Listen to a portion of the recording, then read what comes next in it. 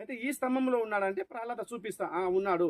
అప్పుడు హిరణ్యకశిపు గద తీసుకుని ఆ స్తంభాన్ని కొట్టినప్పుడు స్తంభంలో నుంచి సగం మనిషి సగం జంతువు నరసింహ అంటే సింహము మనిషి అంటే నరసింహ అవతారం బయటికి వచ్చి ఆ ఉగ్రరూపం చూడలేక హిరణ్యకశిపు పరిగెత్తాడు. ఎవరి దగ్గర వెళ్తాడు? రాక్షసులు గురువు శుక్రాచార్య దగ్గర వెళ్తాడు. మళ్ళా గురుగారు ఆ ఉగ్రరూపంలో ఎవరో వచ్చారు, ఆ ఉగ్రరూపాన్ని చూడలేకపోతున్నాను, ఆ ఉగ్రరూపం చూసే కెపాసిటీ నాకేమైనా ఇవ్వండి, వరం ఇవ్వండి.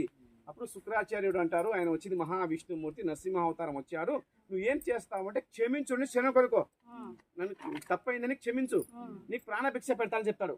అప్పుడు హిరణ్యకశిపు నో, నాకు చావే లేదు, నేను కింగ్, దేవతలైన పూజిస్తున్నారు, ఓ విష్ణు అంటే ఈయనేనా నరసింహ అవతారం వచ్చాడా, నేను చాలా రోజుల నుంచి యుద్ధం చేయాలనుకుంటున్నాను నేను కూడా, అంటే వాళ్ళ తమ్ముని చెప్పాడు కదా, నేను యుద్ధం చేయాలనుకో, నాకు చావే లేదు కదా, నేను ఎందుకు భయపడాలి అని అంటాడు.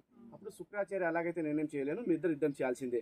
అప్పుడు నరసింహస్వామి హిరణ్యకశిపు భయంకర యుద్ధం చేసినప్పుడు ప్యాలెస్ అంతా పడిపోతుంది, ఒక బాంబు పేలితే ఎట్లా